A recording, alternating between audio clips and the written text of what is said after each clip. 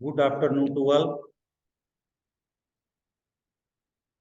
आज हम जो पाठ पढ़ाने जा रहे हैं उस पाठ का शीर्षक है दो बैलों की कथा। जो पाठ पढ़ाने जा रहे हैं उस पाठ का शीर्षक है दो बैलों की कथा। ये मुंशी प्रेमचंद द्वारा लिखित कहानी है। इसके लेखक हैं मुंशी प्रेमचंद। क्लास में भी पढ़ा है, आपको इस कहानी के बारे में जान रहे हैं। ऑनलाइन भी सुनिए और इसमें भी सुनिए। आप कुछ इससे कुछ ज्ञान प्राप्त होंगे, रिवीजन भी होंगे। ठीक है। तो दो बैलों की कथा यानी दो बैल की कथा है कहानी। इसका शीर्षक है दो बैलों की कथा। यानी इस कहानी में दो बैल के विषय में बताया गया है कि बैल कैसे थे, क्या थे। पाठ का परिचय। दो बैलों की कथा प्रेमचंद की प्रसिद्ध कहानियों में से एक है। प्रेमचंद ने अपने जीवन काल में 300 से अधिक कहानियां लिखी हैं। उसमें से प्रेमचंद की प्रचलित कहानी उसकी रात, दो बैलों की कथा कथा, ये सब प्रचलित कहानी है। इसके माध्यम से प्रेमचंद ने कृषक समाज और पशुओं के भावनात्मक संबंधों का वर्णन किया है। इस कहानी में उन्होंने यह भी बताया है कि स्वतंत्रता सहज में नहीं मिलती, इसके लिए बार बार संघर्ष करना पड़ता है। इस प्रकार परोक्ष रूप से यह कहानी आजादी के आंदोलन की भावना से जुड़ी है। प्रेमचंद जी की यह कहानी पंचतंत्र और हितोपदेश की कथा परंपरा के उपयोग और विकास में सहायक बनी। इसमें कहा गया कि स्वतंत्रता किसको नहीं पसंद। हर कोई स्वतंत्र रहना चाहते हैं, हर कोई चैन के नहीं सोना चाहता है, स्वच्छंद रूप से घूमना चाहता है। तो बैल को क्या स्वतंत्रता नहीं थी? थी। इस कहानी में एक बैल को स्वतंत्रता थी, पर बैल जिससे स्नेह करते थे उसी के पास रहना चाहते थे। दूसरे के पास रहना वो परतंत्र समझते थे, गुलाम समझते थे। जानवरों में सबसे बुद्धिमान किसे समझा जाता है? और जानवरों में सबसे बुद्धिहीन किसे समझा जाता है? जानवरों में सबसे बुद्धिहीन गधा को समझा जाता है। जानवरों में सबसे बुद्धिहीन गधा को समझा जाता है। हम जब किसी आदमी के को परले दर्जे का बेवकूफ कहना चाहते हैं तो उसे गधा कहते हैं। यदि हम किसी आदमी को अगर गुस्से में या इस तरह से बेवकूफ के रूप में उसको बोलना चाहते हैं तो गधा कहीं की गधा बोल देते हैं, यानी बेवकूफ उसको समझते हैं। ठीक है। गधा सचमुच बेवकूफ है या उससे कि सीधेपन, उसकी निरापद सहिष्णुता ने उसे यह पदवी देती है, उसका निश्चय नहीं किया जा सकता। ठीक है। तो कह रहे हैं कि इसमें गधा को सबसे बुद्धिहीन समझा जाता है। उसके बाद दूसरा स्थान आता है बैल का। गधा तो बेचारा कितना भी लाद दीजिए, पीटिए, मारिए, कुछ नहीं बोलता है। उसको मार पीटते रहिए, वहां तक जहां तक लोड कर दिए, ले जाना है ले जाकर पहुंचा देगा। काम भी अधिक करता है, लोड भी अधिक उठाता है, फिर भी बेवकूफ समझा जाता है, मारा जाता है। उसके बाद बैल। बैल को भी सीधा समझा जाता है। न समझ में आदमी कितने लोग गुस्से में या ऐसे बोलते हैं तो बैल है। यानी गधा से थोड़ा ऊपर है, समझदार है, लेकिन फिर भी उसको बैल भी एक बुद्धिहीन में भी समझाते हैं, क्योंकि वो भी बहुत मेहनत करने का काम करते हैं। बैल भी किसान का एक प्रकार के साथी होते हैं। फिर भी किसी को बैल कहिए तो उसको बहुत बुरा लगेगा। यानी वो बुद्धिहीन प्राणी में भी वो भी आता है। सीधा साधा है, फिर भी उसको बुद्धिहीन समझा जाता है। इस कहानी में यही है कि झूरी नाम के एक किसान थे। उनके पास दो बैल थे। एक का नाम था हीरा, एक का नाम था मोती।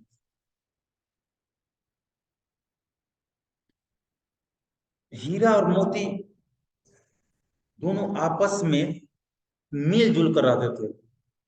दोनों एक साथ नाक में मुंह डालते और दोनों एक साथ निकालते।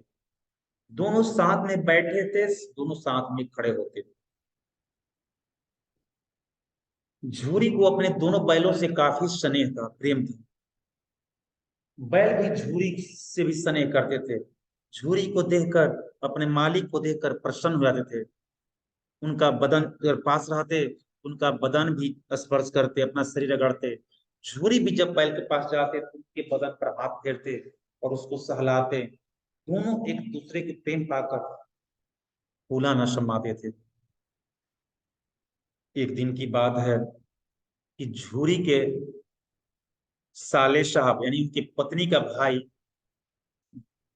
खेतों की जुताई के लिए, कामकाज के लिए झूरी के घर आए और दोनों बैल को अपने साथ में ले जाने की बात कही कि हम कुछ दिनों के लिए आपके दोनों बैलों को अपने घर ले जाना चाहते हैं। मेरी गृहस्थी इस यही दोनों बैल संभालेंगे क्योंकि मेरे पास अभी बैल नहीं है। झूरी ने सहमति दे दी। ठीक है, ले जाओ, लेकिन ठीक से ले जाना, इसका ख्याल करना, क्योंकि मैं दोनों से बड़ा स्नेह करता हूँ, प्रेम करता हूँ। ये हमारे आंख से ओझल होंगे, ये मेरे लिए बड़ा दुख की बात होगी, लेकिन आपका भी घर मुझे संभालना है, देखना है। इसलिए आप इस बैल को ले जाओ, ले जाइए और अच्छे से खिलाइएगा पिलाइएगा। उन्होंने सहमति जताई, कुछ दिक्कत नहीं होगी, मैं इसको अच्छे से रखूंगा, कह कर लेके चले गए। जैसे बैल को, उनका नाम था दया, झूरी के साले का नाम था दया, बैल को ले जाने लगे। बैल को लगा कि हमारे मालिक हम दोनों को बेच दिए हैं। लग रहा है कि हम दोनों अब उनके काम में योग नहीं रहे, इसलिए हम दोनों को हटा रहे हैं। पर बैल जाने के लिए आदि नहीं थे, जाने में क्रम में खूब परेशान करते गए। दया बैलों को मार मार कर किसी तरह लेकर गए अपने घर। बैल उनके घर जाने में नाको चने चबा दिए, यानी उनको बहुत परेशानी उठाना पड़ा। वहां गए, चुपचाप बैल खड़े रहते थे। नाद में कुछ भी दे देती थी, खाने को देते, कुछ नहीं खाता था। बैल चुपचाप रहते थे। ये देखकर दया को बड़ा गुस्सा आया। फिर उस बैलों को खाना पीना देना छोड़ दिया कि नहीं खा रहा है तो न खाए। अपना खोल कर खूंटे पर से ले जाते, काम करते, लाकर बांध देते। खूब काम लेते बैलों से, क्योंकि उनको तो दूसरे का बैल था, काम लेकर पहुंचाना था। खूब काम लेते, फिर लाकर नाद पर बांध देते। कभी टाइम का ख्याल नहीं था, समय का ख्याल नहीं था, खाना पीना नहीं देते थे। कभी दे दिए मन मानता। ये सब देखकर बैल को बड़ा दुख हुआ। और साथ ही साथ दया की एक बेटी थी, दया की एक बेटी थी, उसको भी बड़ा दुख हुआ। क्योंकि दया की दो शादी थी, पहली शादी से एक बेटी थी, उसकी माँ गुजर गई थी। दूसरी शादी दया किए थे। तो यानी उस लड़की की सौतेली माँ उस घर में थी। उस सौतेली माँ का व्यवहार उस बेटी के प्रति अच्छा नहीं था। जैसे उसके साथ व्यवहार होता था, ठीक उसी प्रकार व्यवहार दया और उसकी पत्नी भी बैलों के साथ करती थी। उस लड़की को अच्छा नहीं, उस बच्ची को अच्छा नहीं लगता था कि हम तो इस घर में रहते हैं, ये तो 4-5 दिन के लिए दूसरे घर के आए हैं, दूसरे घर से आए हैं, इन्हें तो अच्छे से सेवा सत्कार होना चाहिए। ये तो फिर अपने घर जाने वाले हैं, अगर यहाँ दुख होगा तो ये दुबले पतले हो जाएंगे, घर जाएंगे अपने, तो मालिक इनके देखेंगे तो कैसा लगेगा, अच्छा तो नहीं लगेगा। वो बैलों को चुपे चोरी अपना भोजन रोटी जो भी होता खिला देती थी, जाकर कभी कभी उसको सहला देती थी। एक दिन देखी कि दोनों बैल जो रस्सा में बांधा हुआ था, रस्सा रस्सी, वो रस्सी को दांत से काट रहे हैं, चबा रहे हैं। समझ गई कि बैल यहाँ रहना नहीं चाहते, बैल यहाँ से भागना चाहते, यहाँ से स्वतंत्र होना चाहते हैं। बच्ची ने धीरे से पगहा उसका जो रस्सा था खोल दी खूंटे से। दोनों बैल भाग गए। जब बैल कुछ दूर भाग गए, तब लड़की चिल्लाना शुरू की, कहे कि देखिए पिताजी पिताजी, बैल दोनों खूंटे से भाग गए। दया को बहुत क्रोध आया, गए दौड़ते दौड़ते उसको पकड़ कर लाए, खूब मारे पीटे, फिर लाकर बांध दिए। बेचारा बैल तो विवश थे, रास्ता जान नहीं रहे थे, फिर बंध गए। फिर उसी तरह कुछ दिन तो काम चलता रहा, बैल एकदम कमजोर हो गए, बैल कमजोर हो गए। फिर उसी तरह अपना पगहा जो रस्सी था उसको काट रहे थे, लड़की उन्हीं रस्सी को खोल दी। इस बार दोनों बैल भागते भागते भागते बहुत दूर चले गए। तब पता चला उनको, दया को, कि मेरा बैल मेरे दरवाजे से भाग गए हैं। बैल भागकर जैसे गांव से बाहर गए, उन्हें जोरों से भूख लगी थी। हरे भरे मटर का खेत देखे, दोनों उसमें खाने लगे मटर। फिर वहां से फिर आगे भागे, फिर हरे भरे खेत देखे, वहां भी खाए। इसी तरह करते करते आगे बढ़ते गए। उन्हें तो थोड़ी थोड़ी भूख मिटी, लेकिन फिर भी भूख काफी था क्योंकि कमजोर हो गए थे। जैसे और आगे बढ़े, उन्हें मोटा सा बड़ा सांड दिखाई दिया, और उस सांड दोनों बैलों को देखकर अपना गुस्सा जाहिर करने लगा, मारने के लिए दौड़ने लगा। दोनों हीरा मोती आंखों ही आंखों में इशारा किए कि अब तो लग रहा है कि मार देगा हम लोग को, इसलिए दोनों मिलकर इसको सबक सिखाना होगा। जब सांड हीरा पर अटैक करता, मोती उस पर अटैक कर देता। जब मोती पर अटैक करता, हीरा पीछे से अटैक करता। दोनों मिलकर लड़ते लड़ते सांड को घायल कर दिए। फिर मोती उठा, सांड को पटक दिया। जैसे मारने के लिए दौड़ा, हीरा मना कर दिया, नहीं, ऐसे गिरे हुए को नहीं मारना चाहिए। वहां से दोनों फिर चल दिए, आगे गए, फिर लहराते हुए खेत को देखे, चरने लगे।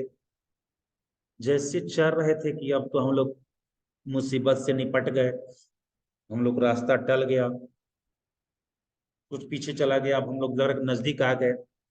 ये निश्चिंत चल रहे थे, तब तक वो उस खेत के मालिक आ गए। मालिक आए और दोनों को पकड़कर ले गए और काजी हाउस में बंद कर दिए। वहां पर गए, देखे बहुत सारे जीव जंतु उसी में बंद थे। वहां पर भी ये लोग मोती उत्पात मचाते थे, इधर उधर करते थे। जब भी मारने का, तोड़ने का, दीवार ढहाने का प्रयास करता मोती, रोज आ आकर काजी हाउस के मालिक था जो, खूब पीटता था, पीटते पीटते पीटते पीटते उसको बहुत घायल कर दिया। एक दिन की बात है, हीरा को बहुत दया आई, कहा कि मोती तुम ऐसे क्यों करते हो, तुम रोज मार खाते हो, मुझे अच्छा नहीं लगता। मोती बोला कि नहीं भैया, हम मार खाएंगे लेकिन हम उत्पात मचाएंगे, आराम से हम बैठने वाले नहीं हैं। एक दिन रात को मोती अपने सिंग से मार मार कर दीवार तोड़ दिया, और तोड़कर उसमें से सब तोड़े तो सब जानवर भागने लगे। कुछ जानवर वहां खड़े थे, उसको भी मोती सिंग से मार कर बाहर कर दिया। लास्ट में गधा बेचारा बच गया, उसको भी मार कर वो बाहर कर दिया। और लास्ट में हीरा से बोला तुम भी भाग जाओ। हीरा को तो भागने का मन था, कहा कि नहीं, अगर भाग गए तो ठीक नहीं होगा, तुम पर बहुत मार पड़ेगी।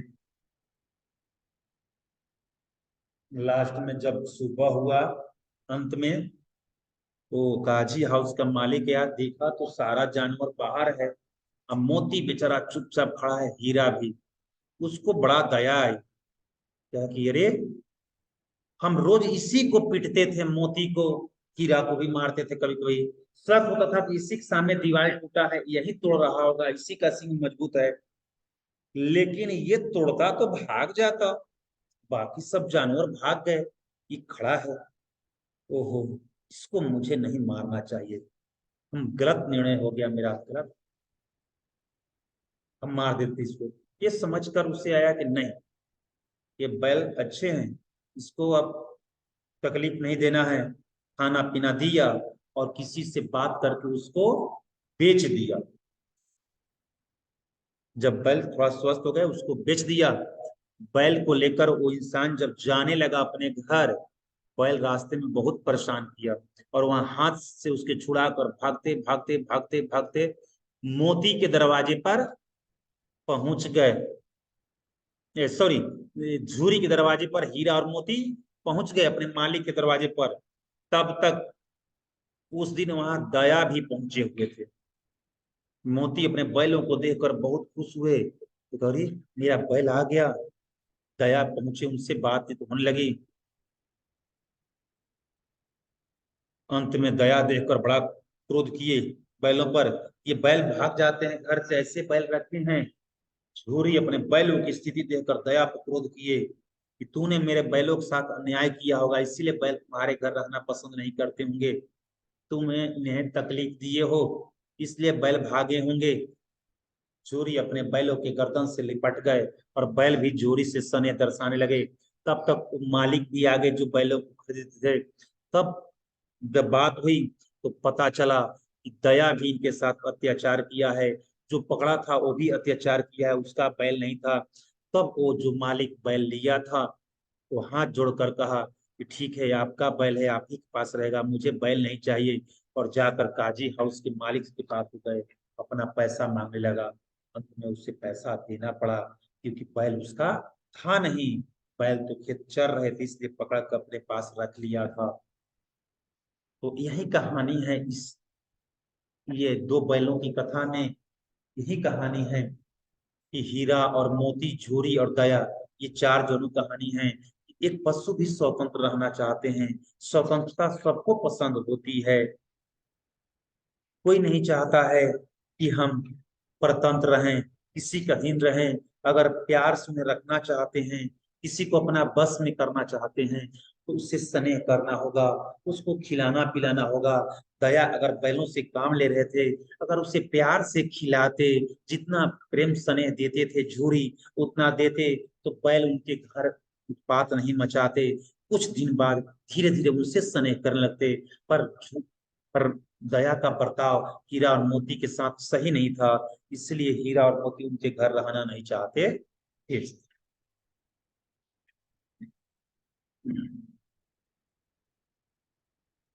अब देखिए इसका प्रश्नोत्तर। काजी हाउस में, हाउस की जगह हाउस लिखा है, काजी हाउस में कैद पशुओं की हाजिरी क्यों ली जाती है? वे पशु भी कैदी ही थे। वे पशु भी कैदी ही थे। यह देखने के लिए उसमें कोई भाग तो नहीं गया, इसलिए उसकी हाजिरी ली जाती होगी। यानी जितने हम कैदी को पकड़ कर रखे हैं, उतने हमारे वो भी उनके खेत में चरते होंगे, परेशान करते होंगे, इसीलिए वो रखे होंगे कि कोई भाग तो नहीं गया है, कोई उसमें से सब उपस्थित तो हैं। छोटी बच्ची को बैलों के प्रति प्रेम क्यों उमड़ाया? तो इस छोटी सी बच्ची की मां मर गई थी। सौतेली माँ का उस पर सौतेली माँ उस पर अत्याचार करती थी। इन बैलों पर भी अत्याचार होते देखकर उसके मन में बैलों के प्रति स्नेह उमड़ आया। सौतेली माँ उसके साथ दुर्व्यवहार करती थी, और जैसा व्यवहार दुर्व्यवहार उसके साथ करती थी, वही व्यवहार बैलों के साथ भी करती थी। इसीलिए लगा कि हम दोनों की तकलीफ एक जैसी है, इसलिए बैलों के प्रति उसका प्रेम बढ़ाया। कहानी में बैलों के माध्यम से कौन कौन से नीति विषयक मूल्य उभर कर आए हैं? इस बैल के माध्यम से कौन से नीति विषयक मूल्य उभर कर आए हैं? इससे क्या शिक्षा मिलती है? पहला, कि प्रेम करने वाले स्वामी के प्रति वफादारी। प्रेम करने वाले स्वामी के प्रति वफादारी।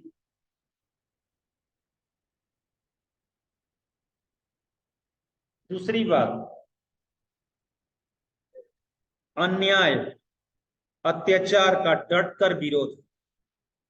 तीसरा पॉइंट, स्वतंत्रता के लिए सदा प्रयास करना। अगला पॉइंट है स्वयं कष्ट सहकर भी साथियों को मुक्त करना, महिलाओं पर हमला न करना, कभी हिम्मत न हारना। यही नीति विषयक मूल परक है, यही नीति विषयक मूल परक है। अगला प्रश्न का उत्तर सुनिए कि प्रस्तुत कहानी में प्रेमचंद ने गधे की किन स्वभावगत विशेषताओं के आधार पर उसके प्रति रूढ़ अर्थ मूढ़ का प्रयोग न कर किए गए अर्थ की ओर संकेत किया है।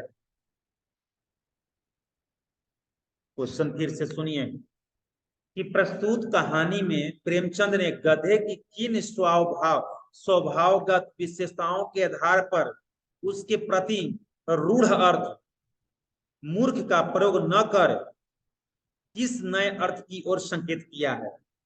यानी उसको मूर्ख न कहकर, रूढ़ बुद्धि वाले न कहकर किस ओर संकेत किया है। प्रायः मूर्ख को गधा कहा जाता है क्योंकि गधे को मूर्ख पशु माना जाता है, पर लेखक ने उसे शांत, सहिष्णु और सुख दुख या हानि लाभ के समान भाव वाला माना। शांत स्वभाव और लाभ हानि के एक समान समझने वाला माना है और उसकी तुलना ऋषि मुनियों के स्वभाव से की। गधा का भी स्वभाव को ऋषि मुनियों से की है कि एकदम गधे जैसा मैंने कह रहे हैं, उनको दुनिया से कोई मतलब नहीं, मस्त रहते हैं। सुख दुख से किसी का सुख दुख सब समान उनको लगता है। इन्हीं की दुख किसी का है वो आप परेशान है, किसी का सुख है तो परेशान नहीं, सब एक जैसा लगता है ऋषि मुनि को। वही ऋषि मुनि से तुलना की। किन घटनाओं से पता चलता है कि हीरा और मोती में गहरी दोस्ती थी। इस बात से पता चलता है कि हीरा और मोती में गहरी दोस्ती थी।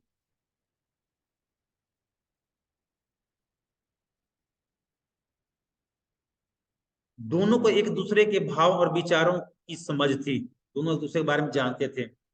हल या गाड़ी खींचते पर एक चेष्टा होती थी कि अधिक भार उसी के कंधे पर हो।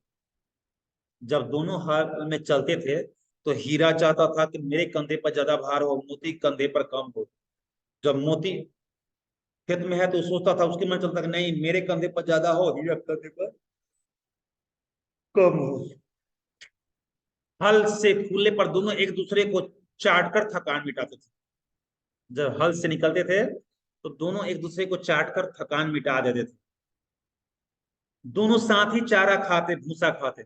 एक मुंह हटा लेता तो दूसरा भी मुंह हटा लेता, यानी एक साथ नाक में मुंह डालते, एक साथ नाक से मुंह निकालते। दोनों मिलकर निर्णय लेते, एक दूसरे की हिम्मत बढ़ाते थे। दोनों मिलकर निर्णय लेते थे और एक दूसरे को हिम्मत बढ़ाते थे। काजी हाउस में एक मुक्त हो गया था, पर दूसरे के बंदे रहने से उसने भी उसी के साथ रहने का निर्णय लिया और इसके लिए मार भी वह सह गया। ऐसी चेष्टाएं हैं जिससे पता चलता है हीरा मोती में गहरी दोस्ती थी।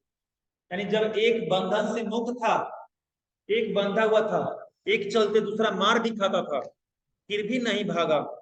इस बात से पता चलता है कि दोनों में गहरी दोस्ती थी। तो ये प्रश्न अपने पुस्तक में कॉपी में कर लेंगे क्योंकि अगले दिन आपको कॉपी भी दिखानी होगी। ठीक है।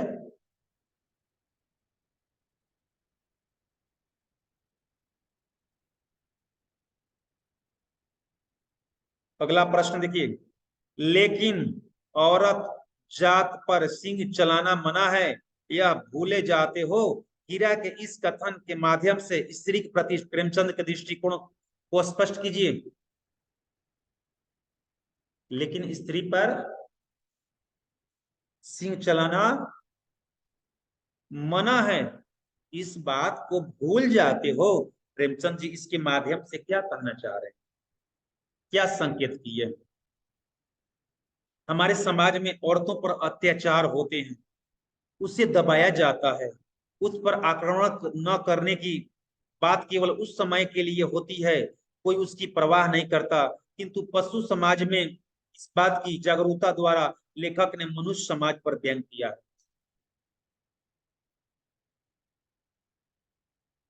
यानी लेखक ने इस बात की ओर संकेत किए हैं कि औरत के साथ दुर्व्यवहार किया जाता है, मारा जाता है, पीटा जाता है, ताना दिया जाता है, उसे दबाया जाता है किसी काम को। करने से कि नहीं आपको ये काम नहीं करना, यही काम करना है। इस प्रकार से वो दोनों बैलों के स्वभाव को देखकर तो तुलना करते हैं और बताते हैं इससे तो अच्छा पशु हैं जो मान जाते हैं। ठीक है, परवाह नहीं करते हैं लोग। इसलिए इसको मानव समाज पर कटाक्ष किया गया है, पशुओं के पक्ष लेकर कहकर प्रेमचंद ने कहे कि हमें स्त्री के प्रति सजग होना चाहिए और अच्छा व्यवहार रखना चाहिए, उनका सम्मान करना चाहिए, उनको प्रताड़ित नहीं करना चाहिए। ठीक है, अगला प्रश्न, सातवीं प्रश्न है, किसान जीवन वाले समाज में पशु और मनुष्य में की आपसी संबंधों को कहानी में किस तरह व्यक्त किया गया है? तो इसका उत्तर है कृषक जीवन हमारे समाज में पशु और मनुष्य का गहरा संबंध, क्योंकि किसान के लिए पशु में जो बैल है मित्र के समान होते हैं। बिना कि बैल की सहायता के उनका कृषि संभव नहीं है। अब मशीनरी युग आ गया है और मशीन के माध्यम से हो जा रहे हैं। पहले किसान बैलों के माध्यम से अपने खेत की जुताई करते थे, उसका पटाई काटते थे, उस पर उसमें कुछ बुआई करते थे। वे एक दूसरे पर आश्रित हैं। किसान को हल चलाने, गाड़ी धोने, किसान को हल चलाने, गाड़ी धोने के लिए बैल की जरूरत होती थी।